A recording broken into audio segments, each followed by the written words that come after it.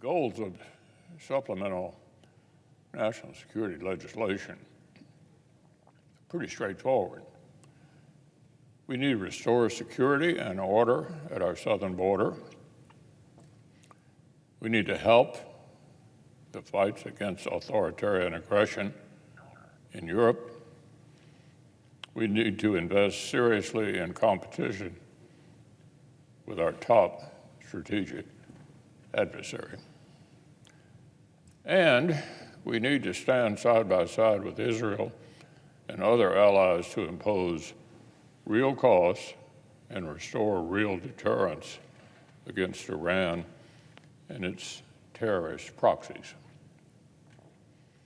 Keeping America safe, securing our interests, standing with our allies.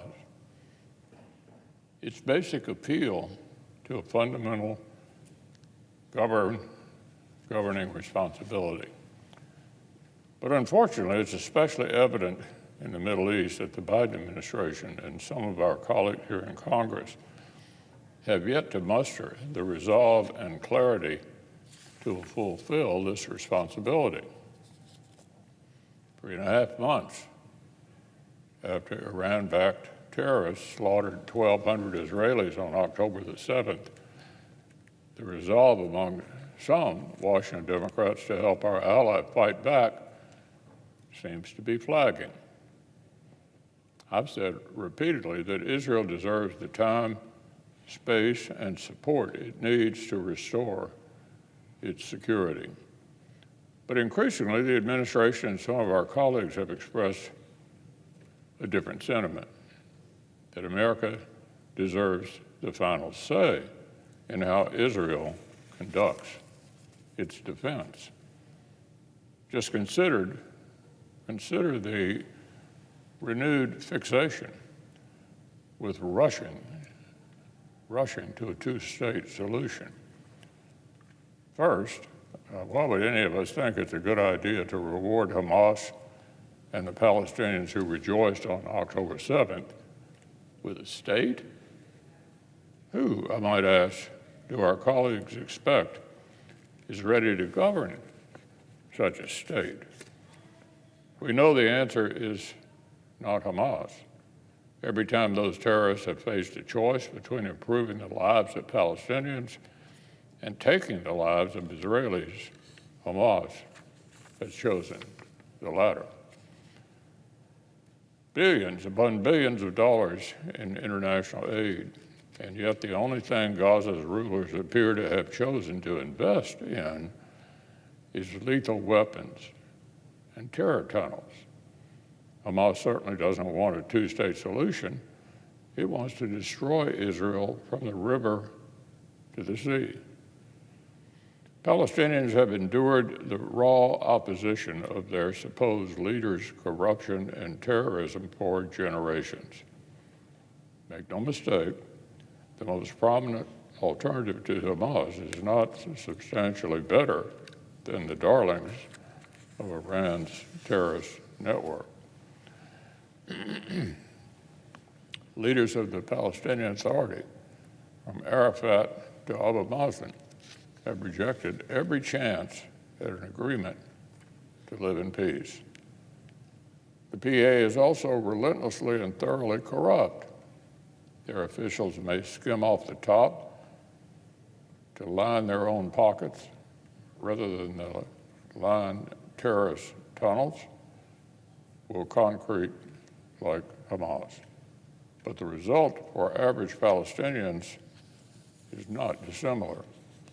I cannot understand why some of my Democratic colleagues, including the chair of the Foreign Relations Committee, who pushed so hard to pass legislation combating global corruption, now wants to shovel billions of taxpayer dollars to one of the most corrupt entities on the entire planet. If we're serious about countering corruption, there's no choice, there's no better place to start than with the Palestinian Authority. If there's a path to peace between Israelis and Palestinians, it's not through rewarding terror. It's through new Palestinian leaders and reformed institutions focused on improving lives, not radicalizing a generation of martyrs to destroy Israel. And yet some Washington Democrats seem infected by a new form of BDS. I don't mean the vile boycott, divestment, sanctions agenda that seeks to delegitimize the Jewish state, although the growing prominence of this movement on the left is also truly worrisome. I mean, Bibi derangement syndrome. Bibi derangement syndrome. My colleagues seem to allow their personal feelings about Israel's democratically elected prime minister to cloud their views about Israel. More recently, the American left is outraged that the prime minister would cast doubt on the Biden administration's desire to leap back into negotiations about a two-state solution.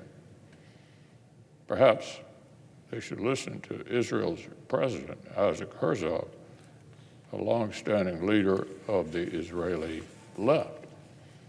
Just last week, President Herzog put to rest any notion that Prime Minister Netanyahu is the obstacle to peace.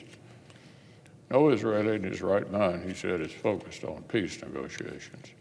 He went on to explain Israel lost trust in the peace process because they see that terror is glorified by our neighbors. But he also reiterated a more fundamental point, one that my colleagues might do well to consider. Here's what he said. The world has to face it point blank. There is an empire of evil emanating from Iran, and that Iran's activities undermine any chance for peace and stability.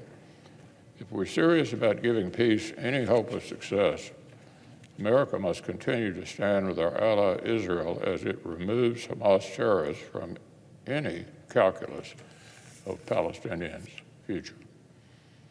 We must demand significant reforms of the Palestinian Authority, and we must lead the international effort to impose real costs on Tehran until it changes its behavior.